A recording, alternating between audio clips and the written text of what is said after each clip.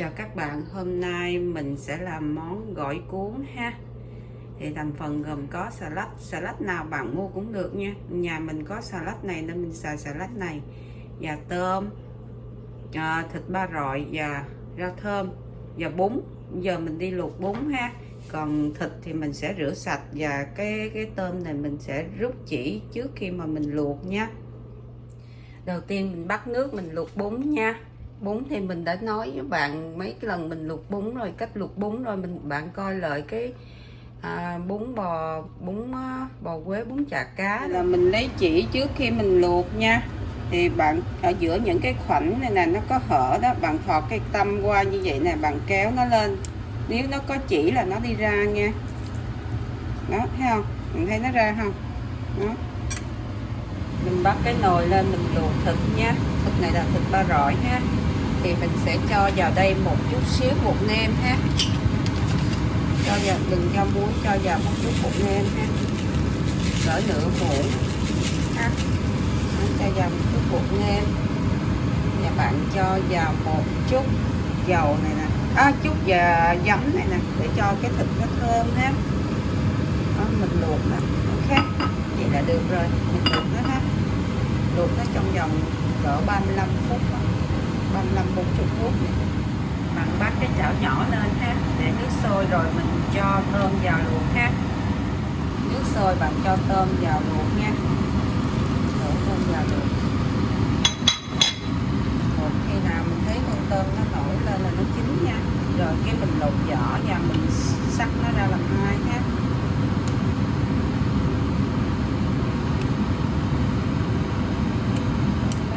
Ha, mình để cho nó hơi nguội, nó còn ấm ấm á, mình lột nó rất là dễ, đừng có để vô nước đá nha.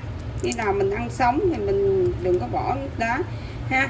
Thì mình lấy ra còn hơi ấm ấm á, lấy ra rất là dễ ha.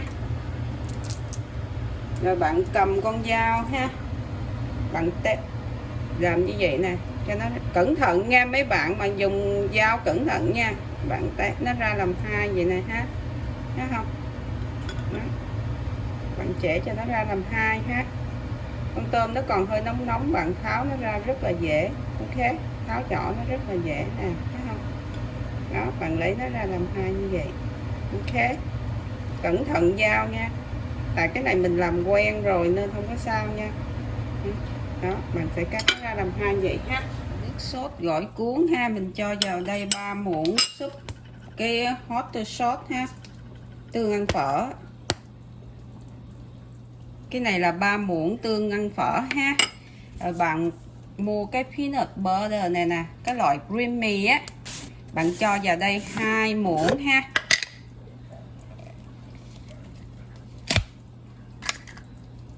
Mình cho nó vào 2 muỗng cỡ dai nè.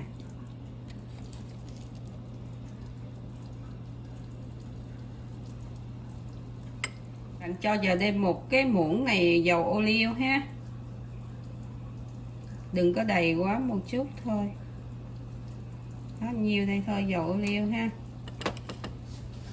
Xong bạn cho vào 1/4 muỗng cà phê cái ớt này ha. Lấy muỗng nhỏ để cho mình đo nó chính xác hơn. Bạn cho vào tùy theo mình có ăn cay hay không ha. Bạn cho vào đây một như vậy ha. Cho thêm một chút xíu nữa đi. Đó, đừng ha. Rồi bạn mix nó lại hết với nhau vào, ráp nó lại, bỏ microwave 10 second ha. Là mình đã có chén sốt ha. Bạn trộn tất cả các này lại với nhau, rồi lấy plastic ráp nó lại ha. Rồi cái mình cho vô microwave 10 second. Sau 10 second trong microwave nè, mình lấy nó ra, giờ mình trộn đều nó lại hết là nó đã có xong một chén sốt cho mình ha.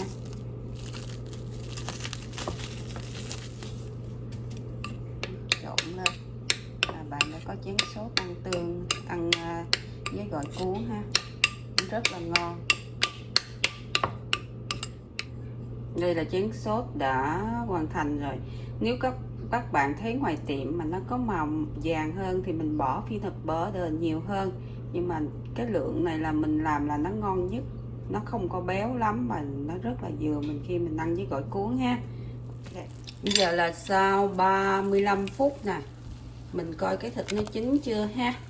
Thì mình lấy cái, nếu mà make sure mình lấy cái đũa mình châm nó vô mà bạn thấy nó không có máu nó ra là nó chín rồi nè. Đó, vậy là thịt nó đã chín. Thì mình lấy ra, mình để nguội một chút rồi mình sắc nó nha. Đừng có xối nước lạnh. Nếu mà bạn không có làm kịp thì bạn cứ ráp nó lại, lấy plastic ráp nó lại rồi mình sắc nó để nó không có bị đen ha.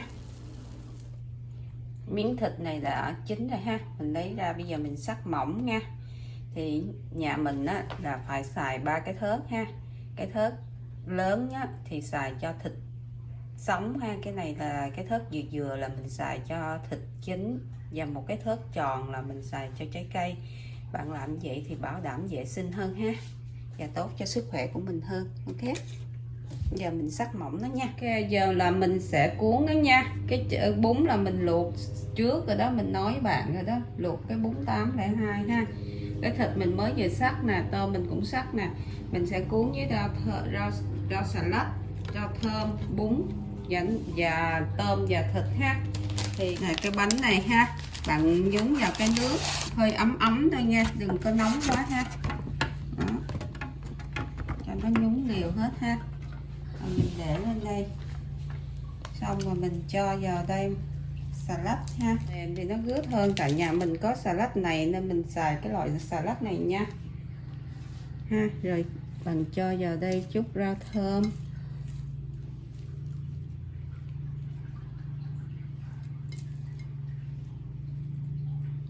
và cho vào đây một chút bún ha.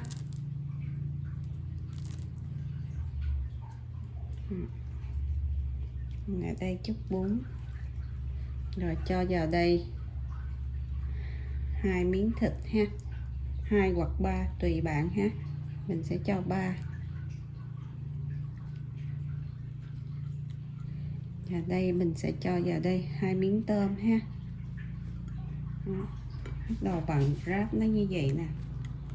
Ok, khéo khéo nó ha. Này đây, rồi bạn lật cho nó qua hai bên.